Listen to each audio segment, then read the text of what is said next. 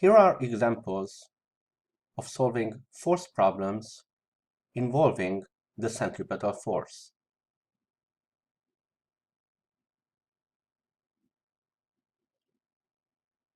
The first example involves a child sitting on a merry-go-round, staying on by friction only.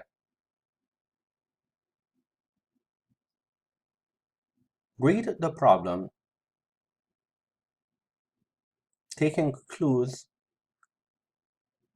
on speed and radius and the forces involved.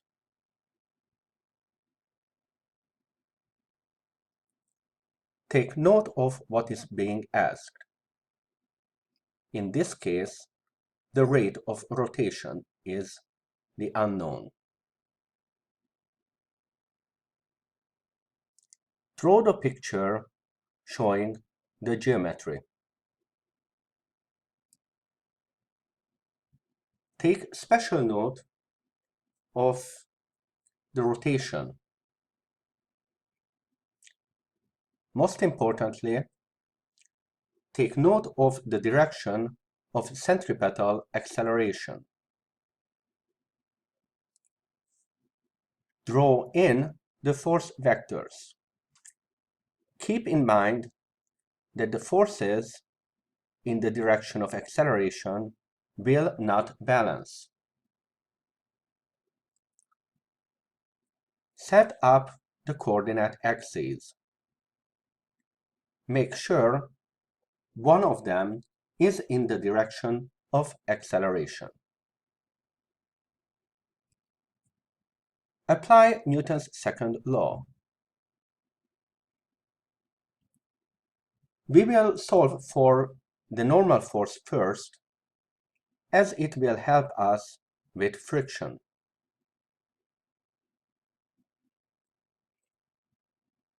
We will then set up Newton's second law in the direction of acceleration.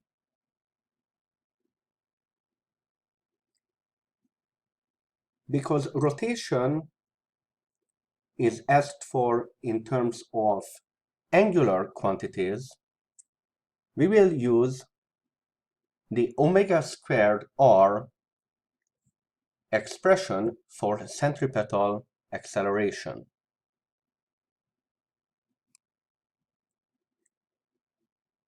We will simplify and solve for the unknown.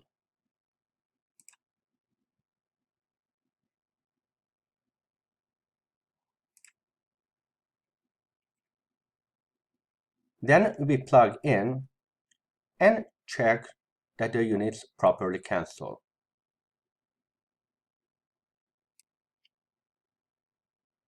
Finally, we will reread the problem to make sure we haven't missed anything.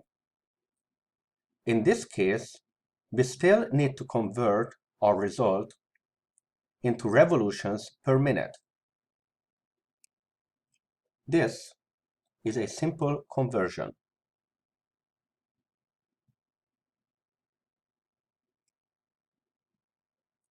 Our second problem is to find the angle for a banked road.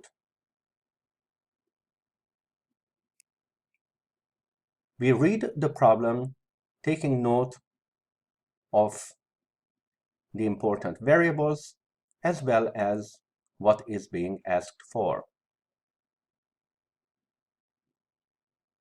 Because speed is given in non-standard units, we will immediately convert it into meters per second.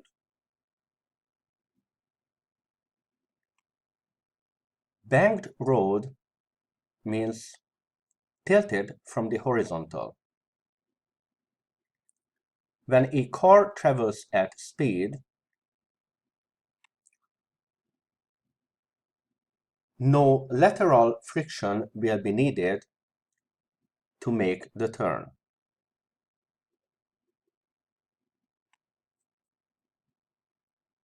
the centripetal acceleration will be horizontal.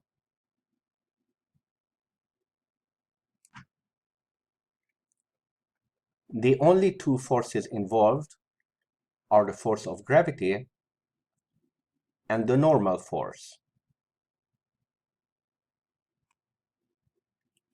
We set up the coordinate axes along the acceleration.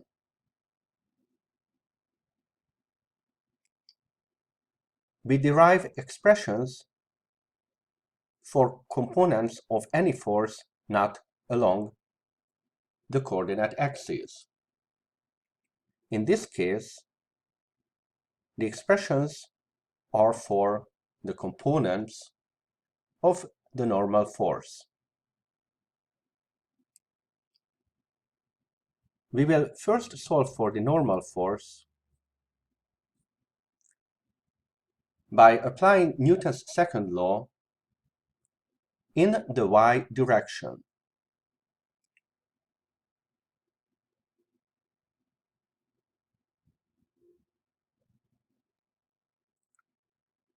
We get an expression for the normal force in terms of the angle. We then set up Newton's second law along the acceleration vector. We plug in for the expressions. This time, we plug in for centripetal acceleration in terms of speed. We plug in for normal force from our previous step. We solve for the unknown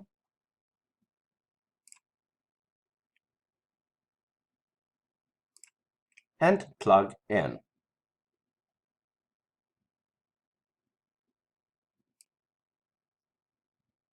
Finally, we reread the problem to check that we have answered it with the information given. Note that in this case, the answer did not depend on mass.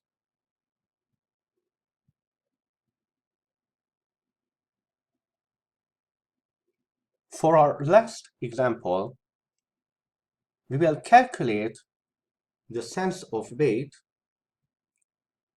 a 75-kilogram passenger feels on a roller coaster speeding at the top of a hill.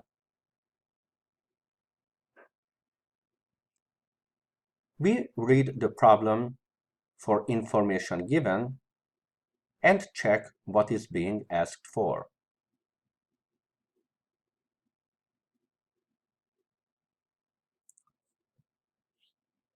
Note that the sensation of weight experienced by the passengers is actually the normal force. In some problems, this is going to be referred to as the g-forces.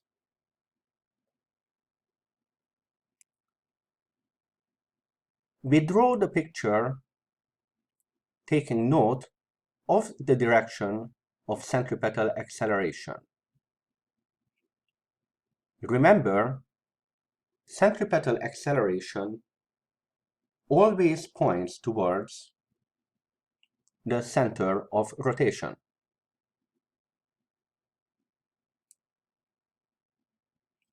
We draw in the relevant forces. We already keep in mind that the forces along the acceleration vector will not balance.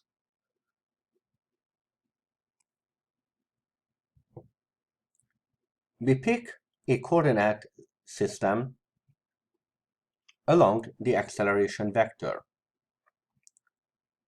Don't be alarmed that in this case it points downward.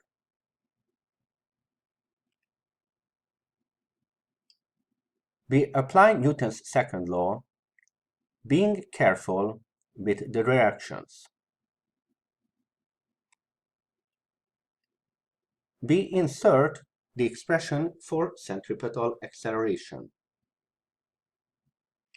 Because speed is given, again, we are going to use the v squared over r expression. We solve for the unknown, simplify, and plug in. Already check your answer, as the normal force cannot have a negative value.